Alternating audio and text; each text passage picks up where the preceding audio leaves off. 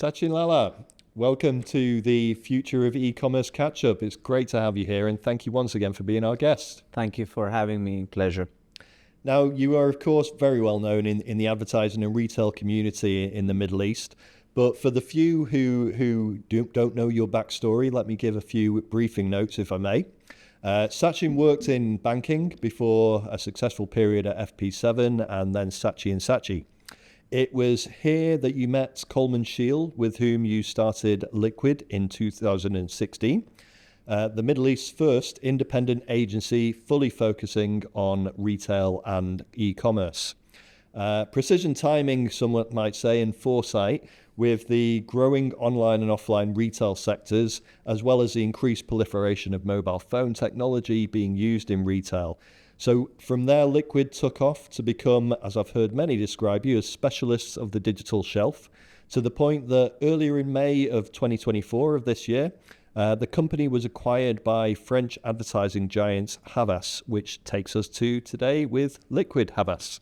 So Sachinn, what a year it's been for Liquid and for you personally. Congratulations once again. Thank you. I think it's been a superb year. I think it always feels good when people recognize that you have built some value from nothing.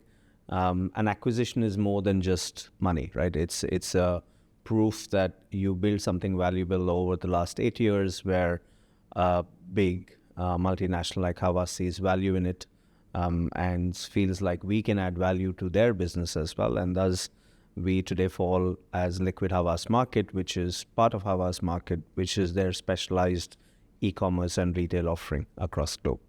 Absolutely.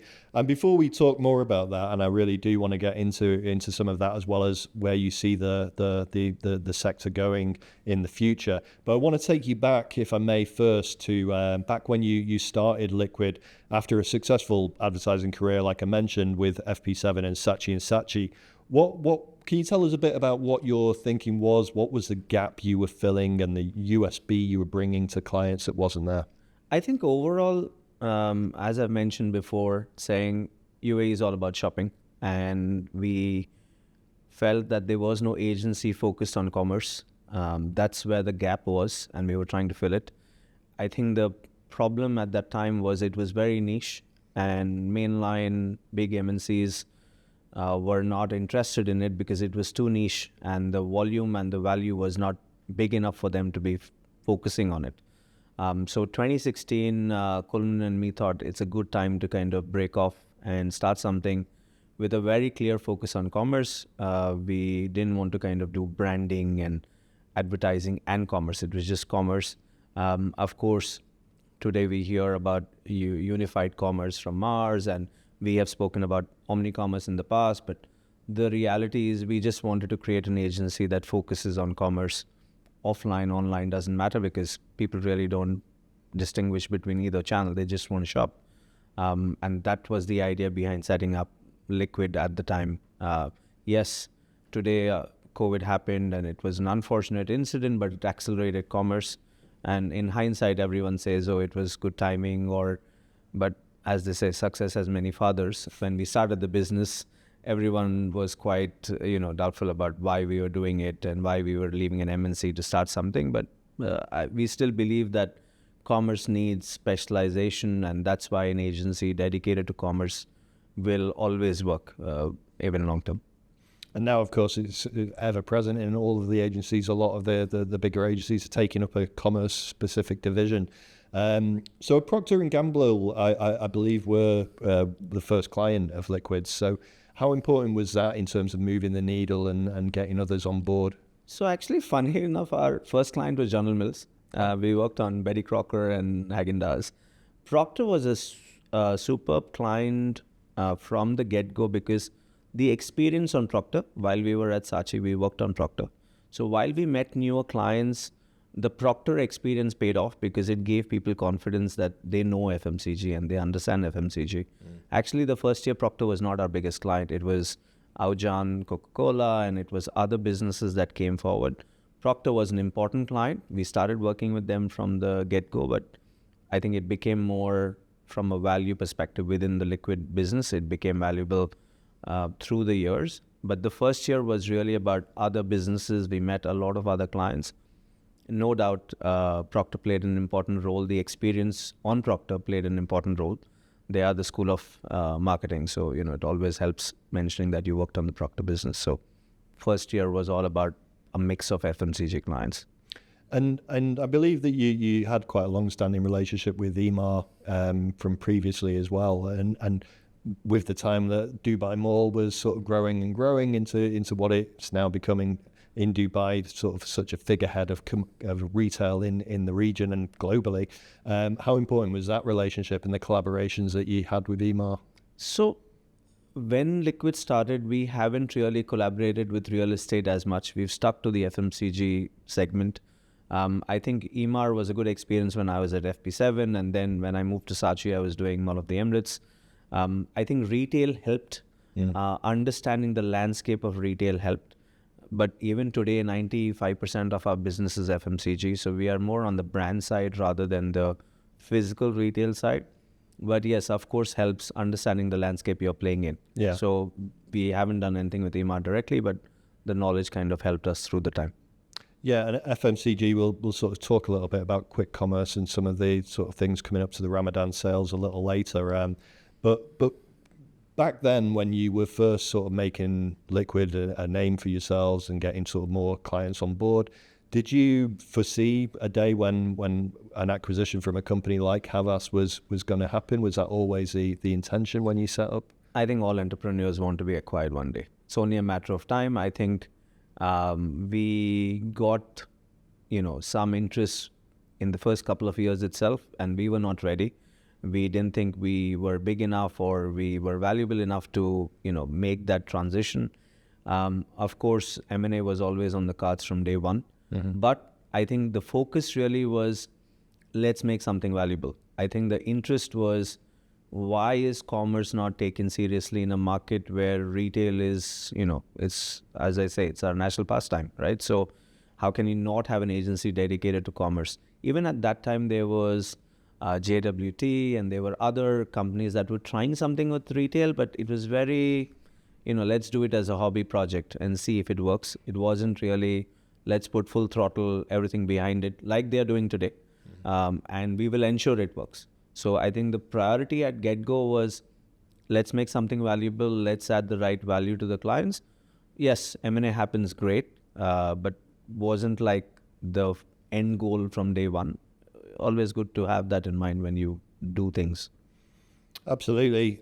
So bringing it back to the present day then, and you mentioned obviously the need for the right acquisition to sort of come around. So having formed Liquid pretty much in your own image back in 2016, how has it been to get accustomed with any culture, behavior, or policy differences that a behemoth like Havas might have? Is it a change you've enjoyed progressing on? Honestly, I would say we worked in an MNC, so we understand how it works. The reality is all MNCs are cut from the same cloth. I worked with Publicis, Saatchi, they were French, Havas is French. So the policies and procedures are not very different. Yes, the ethos and the brand thinking and the value systems are different. So I think we haven't seen a lot of change from that angle. So it's not been a jarring transition. I think it's been a good transition, very much felt like home. I think the one good thing that we did is in 2020, we hired a CFO from Saatchi. She was my CFO when I was at Saatchi. And whatever small differences that we were not following MNC policies or procedures, she just ensured that we started doing that 3-4 years ago. So I think the jarring is much lesser today because in the last 3-4 years, we already have been used to hearing, no, you can't do this. This is the right way to go about it. This is the global standard. This is the IFRS policy. So I think that has really helped us transition into Havas very smoothly.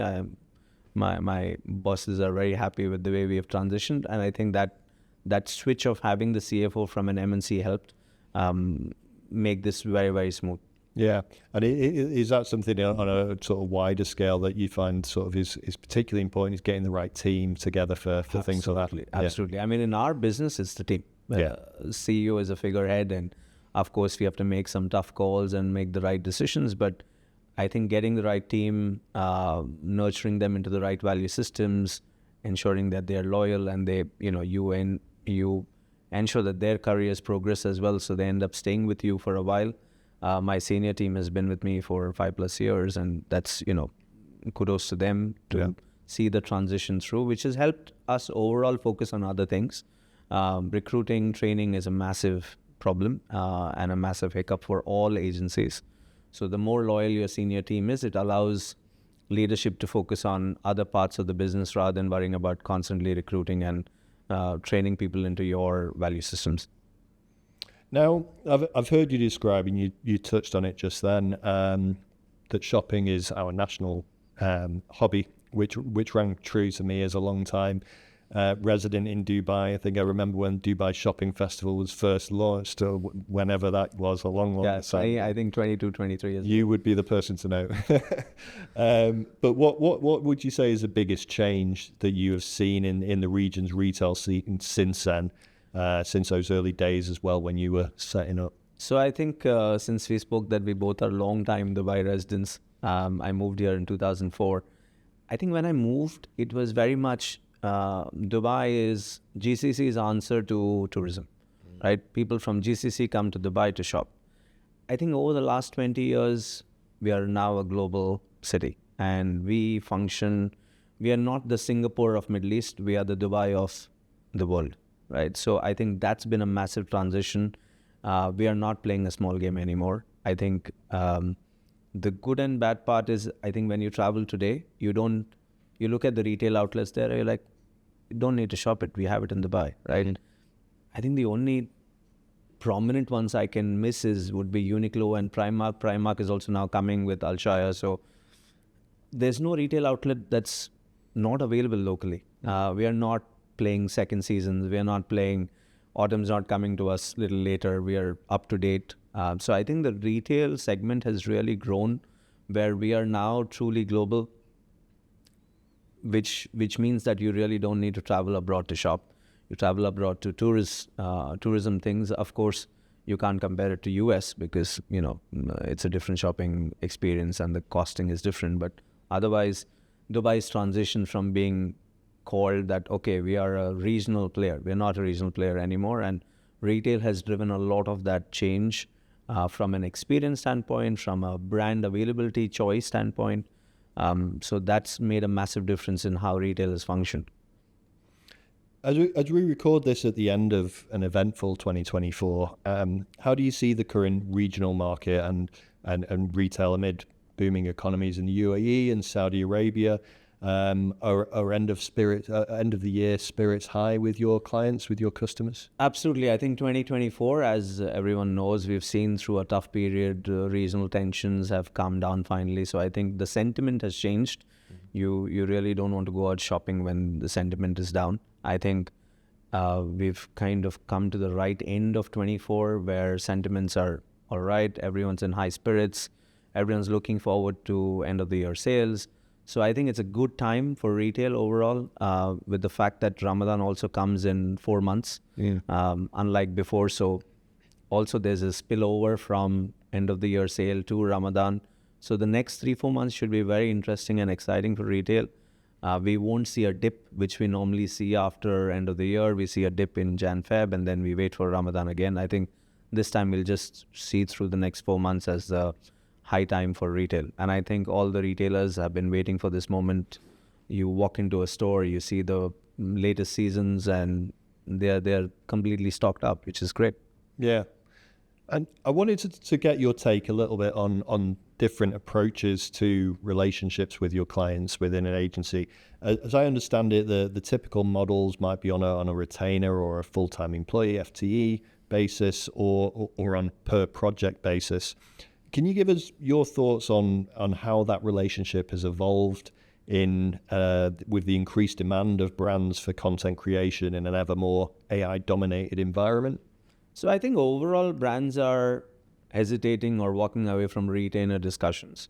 I think they want to keep an open relationship, which, to be honest, isn't bad. I think is a good pressure even on the agencies to deliver month on month, week on week, day on day.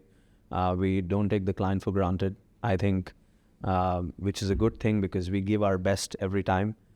But the retainer model still exists, FTE model still exists, but more and more clients are going agency on record, here is a rate card, let's work as and when the work comes through.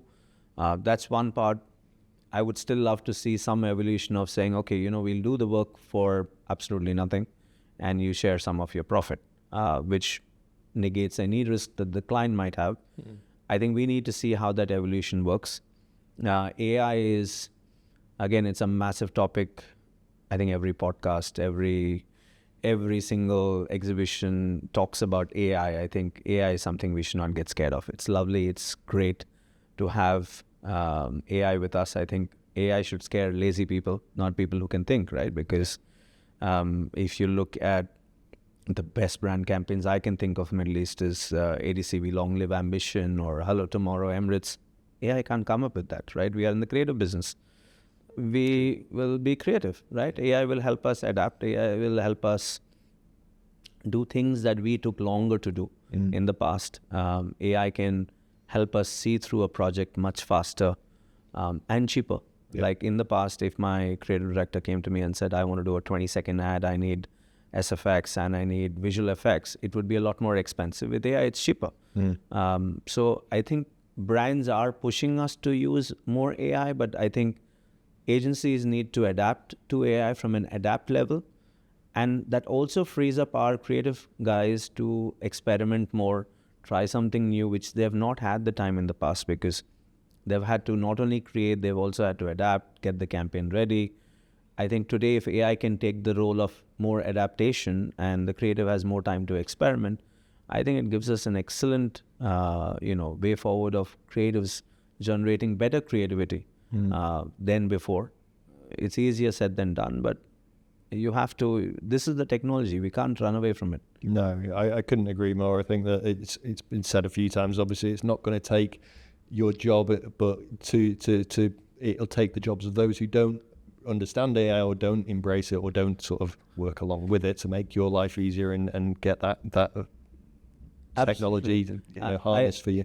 I read an example somewhere which said teachers went on protest when calculator was made, right? And they were like, oh my God, the calculator is going to take our job. And today we're like, really? The teacher does more than calculation. So I think AI has the same role in our world where we have to just evolve and upskill and AI will catch up.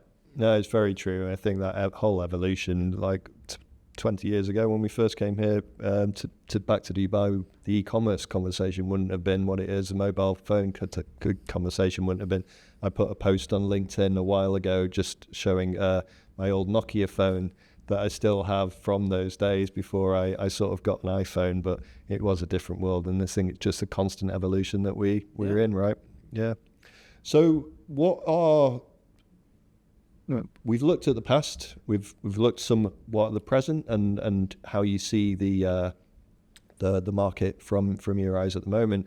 So I'll just lean more into the Christmas tale theme a little further and be the ghost of Christmas future. So what are the things going into 2025 that you're most excited about, and where do you see sort of the biggest opportunity for retailers and brands? I think the biggest opportunity even today, which I feel is a bit untapped, and I'll say the word omni-commerce, it's been floating around for the last 10, 15 years, but I think Middle East still needs to make the shopping experience a little bit more seamless. I think today, even if, let's say I go to a furniture store and I buy something online, I can't really return it offline. I have to go back, call the customer service, arrange for a pickup, then someone comes and picks it up, then I have to wait for the refund, then I have to go back in store, see what I like. These things, it's like I'm wearing a trouser and I'm like, I want my left pocket to make more money than my right pocket. It's your trouser. Why are you worried about whether you do it offline or online? You should be worried about loyalty, right? If you are able to keep your consumer loyal, I think that's a win. Whether that person shopped online, offline, didn't matter. Yeah. Recently, I saw a brand giving online 30% sale and offline 25% sale. And I'm like, what are you doing? This is not the way to, you're trying to monetize one channel over the other, but actually you will lose a customer. And that's more important than trying to keep your balance between your channels right. I think we haven't nailed it yet.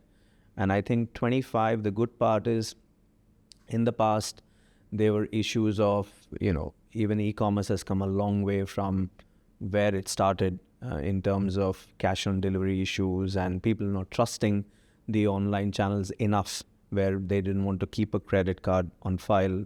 Most of the purchases were happening abroad. That problem is gone. Everyone now loves online. They know how to shop. They have learned it. They've adapted to it. Today, I think 25 should be is your online is robust, your offline is robust. Now, how these two channels talk together so that your consumer sees you as one brand and they shop in either way, return, buy, review, does not matter. As long as they're coming to your brand, that's a win. And I think this is the part we are now not evolved enough to do that. And I think 25 should be the time when we should just put it to bed and make it seamless.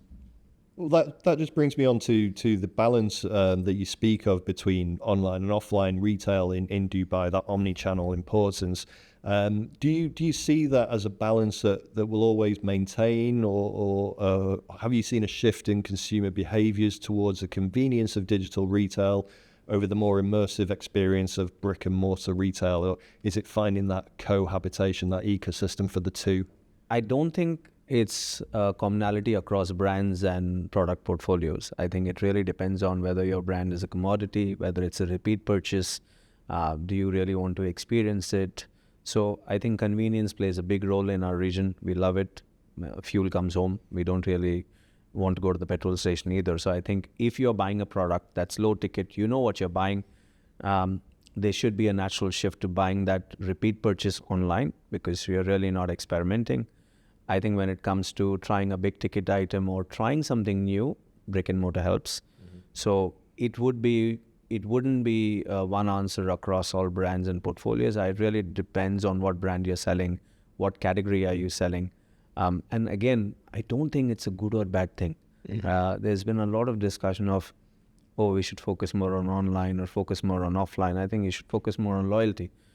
Havas did a survey, I think last year, and they said, we believe in meaningful brands. And the study showed up, I think 74 or 78. I'm not really accurate about it, but if the 78% of the brands vanished tomorrow morning, it would not make any difference. That is more alarming than, hey, do I buy this product online or offline? I think we need to find a way where our consumers love our brand more than our competition. And whether they end up buying that product online or offline, superb, it's a win. Absolutely, couldn't agree more there. And looking further ahead, so beyond sort of 2025 and beyond, how much further can e-commerce go? If we take the example of our next live catch up that we've got in 2025 of quick commerce leading up to Ramadan, and such an important time for FMCG brands where they see the spike in orders due to the holy month and the conditions of that. So how much further do you think we can push the envelope and technology in that ever evolving environment? I think technology has always played a big role in quick commerce. I think from product searches to product recommendation, it's been a very, old technology now. It started in 2016 where brands or retailers were able to offer it. I think the two things that I would really focus on, considering now we have AI that everyone loves, talks about, is personalization. I don't think we have done enough of it. As they say, two tigers don't have the same stripes. It applies to humans as well. If there is enough data on Dan and me and AI sifts through it, they know that there is a difference in how we shop. Even though we might have the same household income, we might have the same number of children, and we might have the same shopping habits, there is a differentiation. And I think today, if you put AI to the right use, it'll find that differentiation and it'll talk to Dan differently and it'll talk to Sachinn differently. And that's the differentiation I haven't seen yet. And the second part would be shopping cart abandonment, which can be fixed, right? Why is someone walking away at the time of purchase? Why is that cart being abandoned? I don't think we've done enough analysis on it. But I think the big part to me still would be personalization. We don't do it enough. We don't want to be creepy about it either, because you don't want someone to say, wow, this retailer is really, really digging into my life. It can be done very subtly where You don't feel it, but it's helping you. Like, today everyone's going through a lot. We have a lot more complex life than we had before. I think the last 4 years have been brutal. And whether you are a mid-level employee or a junior or a senior, everyone's going through a lot, right? There's a lot going on. How does quick commerce make our life easier? Because normally you're buying products that are a repeat purchase. And these are the things, especially with Ramadan, there's already the household is full, there's a lot going on, the mom is in charge on taking care of everything. So if we can find ways to help her, I think that's a win on everyone. And personalization, it just makes me think with like the different generations who are sort of coming in to e-commerce. So Gen Z, sort of in the workplace, and they will have grown up with a different commerce experience and different retail experience than we did and our parents before us. So how much of that personalization do you think is just going to become the status quo and the expectation? I think the product portfolio differentiation already helps. Yeah. So what you see versus what your kids see on the website should be already slightly different based on shopping behaviors. So that shift already should help, because yes, different generations are shopping different things. What you would be buying and what your kids are buying is very different. But the reality is, as long as that differentiation exists, you already have answered half of the problem, because the person shopping is not searching for something. It's already there on the website. Yeah. So that's already happening. And I think today when you talk to a retailer, they already are very focused on, are we talking about the right things to the right person when they're coming to our, website? And another thing, which is obviously a big new wave, next wave, if you like, of e-commerce with social commerce and the continued rise of social media use. TikTok, obviously, in Saudi, particularly in young population, it's ever growing. So what role do you think that plays in the ecosystem of social commerce? Do you think that's going to come to take some of the pie of the advertising spend, particularly? I think today social already takes some part of the advertising spend. I think it's a good pivot for e-commerce guys. It's an untapped version for us. Today we don't have any social commerce solid offering. I think user-generated videos, product purchases on the video is still not happening. Live shopping, untapped here, very big in Asia, not big here. So I think e-commerce will naturally evolve as retailers sit down and say, okay, what's next, right? We've used technology, we've put in the best product portfolio, we provide the best delivery times, return, everything's sorted, right? Payment, what's next, right? And social commerce should be the right answer on what's next, because user-generated videos manages review, right? One of the things of Middle East is we don't love leaving reviews. So user-generated videos already solves that problem. Shoppable videos solves the problem of, okay, I'm looking at a video, can I make the purchase quickly? Or live shopping, when you want to ask questions about it, or when you want to ask questions about a product, it makes it easier. I think these are pivot that naturally will come. TikTok's launched shopping abroad. It'll definitely move to Middle East. It's only a matter of time. So I think 2025, we will see some shift on social commerce. It should be a natural progression of what e-commerce guys do next. And finally, what's next for Sachinn and Liquid Havas? Anything exciting for that you can share with us for us to look forward to? So I think this year we have laid the foundation. We integrated with Havas. We became part of Havas market. I think next year really would be acceleration on, what's next. How do we bring more value to clients abroad? And how do we use technologies? And Havas is, quite spearheading that conversation on how to use technology within our day-to-day work and how do we use that to help our clients. I think that integration has already happened this year. So next year is really to look at how do we accelerate that further, add the right value to clients. Today, as you said, we are not alone. We are competing against the big boys, and we need to bring our own might to the story, right? And Havas helps us do that. That's what we want to do for 25 in terms of we want to play at the right level. And we've started this journey, and being a leader sometimes is also pushing yourself ahead and putting yourself in uncomfortable places and trying something new. So 25 really would be experimentation of quite a few new things. Of course, all of them might not click, but we have to give it a go and see what works and where we can shift change. What we did in 2016, what we did in 2020 was good, but it's not good enough anymore. So we have to push ourselves further, and 25 is all about trying something new and seeing what other avenues we can help on the commerce front. We don't want to change our ethos. We don't want to change our story. We'll still focus on commerce, but we'll try newer things on the story and see how we can, push the brand story further in the retail space. Sachinn, it's been a pleasure talking with you today. Thank you very much for your time, and we wish you all the best and everyone at Liquid Havas for the future of e-commerce. Thank you for having me over. It was a pleasure talking to you. Always love talking about retail and Middle East. It's a never-ending fascination when it comes to retail and this region. Thank you. Thank you.